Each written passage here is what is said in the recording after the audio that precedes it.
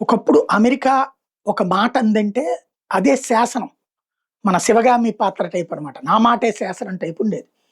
ఇవాళ పాపం వాళ్ళ మాట వినేవాడు ఎవడో తెలియట్లేదు.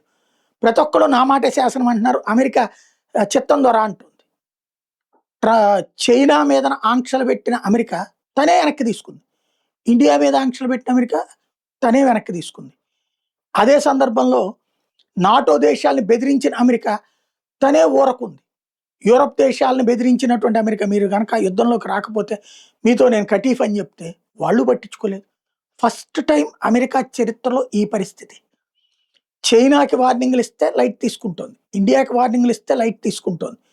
అదే సందర్భంలో యూరప్ దేశాలు ఉమ్మడిగా అమెరికా చెప్పు చేతల్లో ఉండేయి తూనాబొడ్డు అంటున్నాయి. నాటో దేశాలు అమెరికా అలా ఆయుధం తీయగానే పరిగెత్తుకుంటూ దాని వెనకాలే వచ్చి దాడులు చేసేటటువంటి దేశాలు ఇవాళ రోజున యుద్ధం కుదరదు పొమ్మంటున్నాయి.